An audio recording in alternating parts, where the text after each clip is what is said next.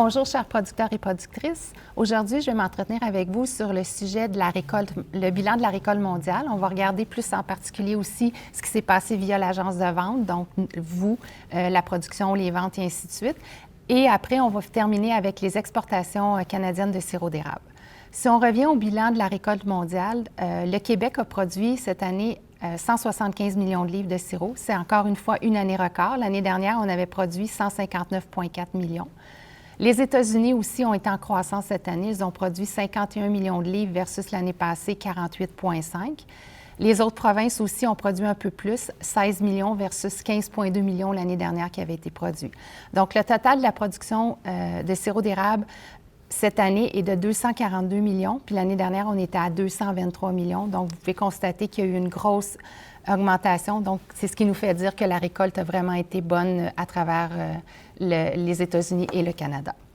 Le classement, si on revient spécifiquement à l'agence de vente, donc vous, les producteurs du Québec, qu'est-ce que vous avez produit?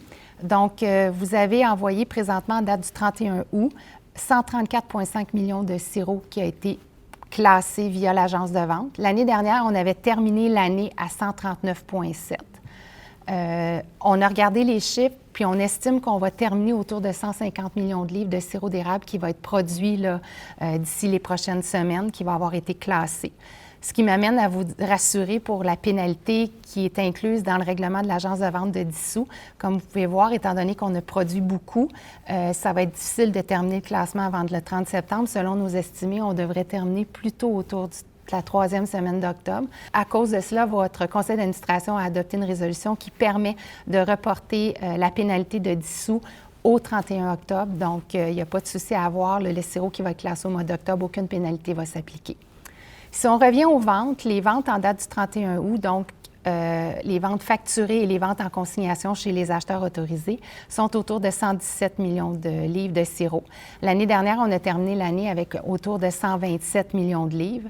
L'année est tôt, on est seulement encore au début septembre, donc on s'attend à avoir d'autres commandes d'ici la fin de l'année, mais encore une fois, on ne peut pas le fixer en date d'aujourd'hui, mais on s'attend vraiment qu'au 28 février, les ventes vont avoir quand même augmenté. Donc, en date d'aujourd'hui, votre réserve stratégique se situe autour de 120 millions de livres. Quand on regarde, là, il y a deux pôles. Il y a le pôle industriel et le pôle régulier. Présentement, le pôle industriel se situe autour de 20 millions de livres, puis le bon goût serait autour de 100 millions.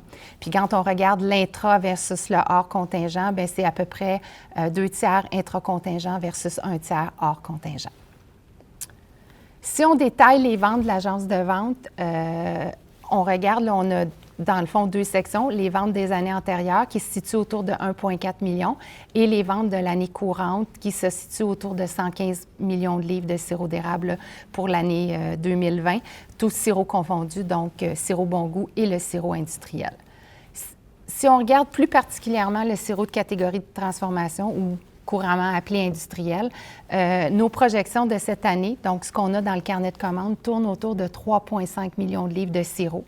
Ça va être une belle augmentation versus l'année passée où on avait terminé à 2,2 millions de livres de sirop d'érable vendus de la catégorie de transformation. Les exportations canadiennes à travers le monde, donc les États-Unis, les marchés du Japon, le UK, l'Allemagne et d'autres pays, ont fait vraiment un bond très intéressant cette année. Quand on regarde la période de janvier à juillet, l'année dernière, on se situait autour de 58 millions de livres. Cette année, on est presque à 75 millions de livres de sirop qui a été exporté là, à travers le monde. Donc, ça fait une augmentation là, de 30 à presque de 30 d'exportation canadienne. C'est ce qui nous amène à croire là, que les ventes vont continuer à augmenter d'ici les prochains mois, puis on va pouvoir vendre via l'agence de vente à nos divers acheteurs autorisés pour continuer là, l'augmentation là, des exportations canadiennes.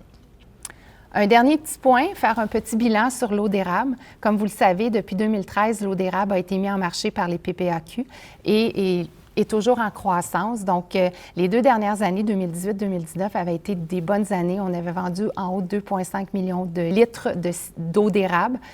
Cette année, dû à la COVID, les ventes ont été vraiment plus basses. On a vendu 75 000 litres d'eau d'érable.